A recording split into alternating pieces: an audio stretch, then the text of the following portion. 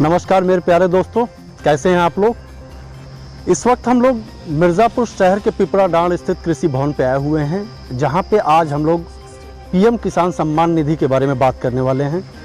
PM किसान सम्मान निधि जिसके ई-KYC करने के लिए 31 मई तक का समय दिया गया है किसानों को। इस बार सरकार ने निर्देश जारी किया है कि जो भी अपात्र किसान पीएम किसान सम्मान निधि का लाभ ले रहे हैं उनसे सरकार रिकवरी करने की तैयारी कर ली है। हम यहाँ पे आए हुए हैं, यहाँ के उप निदेशक अशोक उपाध्याय जी से हम लोग बात करेंगे और ये हम लोग जानने की कोशिश करते हैं कि पात्र और अपात्र किसान कौन है और अगर वो अपात्र किसान है तो उनसे रिकवरी किस तरह की जाने वाली है।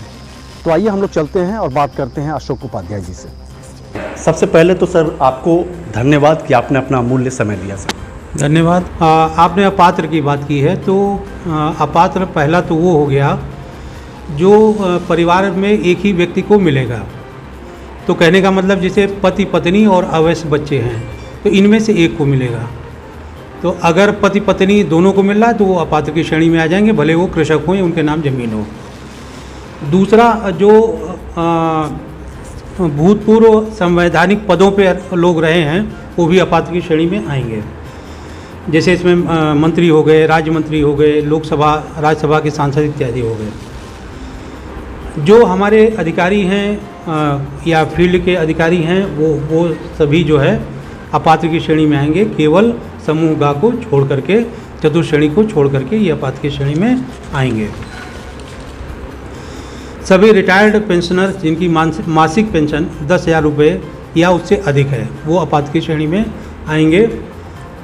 तो इस तरह से अपात्रों का ये चयन किया गया है और इन्हीं को हम लोग खोज रहे हैं सर्वे के मार्फत कि जो अपात्र हैं उनका चिन्हांकन करके उनके विरुद्ध कार्रवाई की जाए और उनसे रिकवरी भी कराई जाए।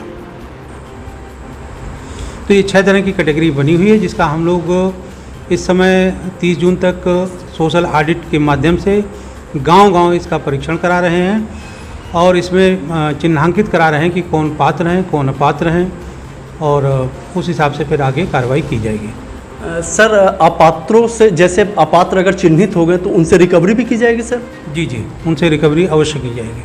तो सर क्या रिकवरी ब्याज के साथ होगा या जितना सम्मान निधि में उसने पाया है बस उतना ही रिकवरी किया जाएगा? जैसा इंस्ट्रक्शन आएगा गवर्नमेंट से उस हिसाब से किया जाएगा। सर आप हमारे इस कार्यक्रम के माध्यम से जनपद वासियों को कोई संदेश देना चाहेंगे?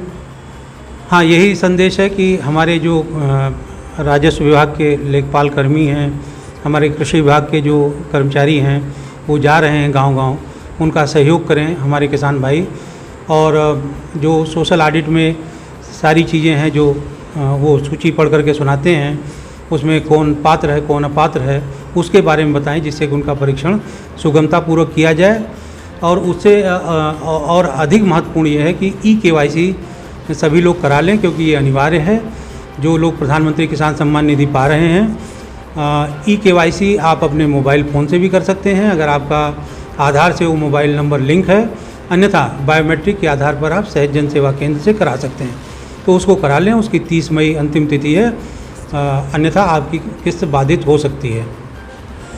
बहुत बहुत धन्यवाद सर। ये थे कृषि उपनिदेशक अशोक उपाध्याय जी, जिन्होंने हम लोगों को पीएम किसान सम्मान निधि के पात्र और अपात्र लोगों के बारे में बताया कि किस तरह से उनका वर्गीकरण किया जाना है। जो भी अपात्र पाए जाएंगे उनसे रिकवरी ज़रूर की जाएगी।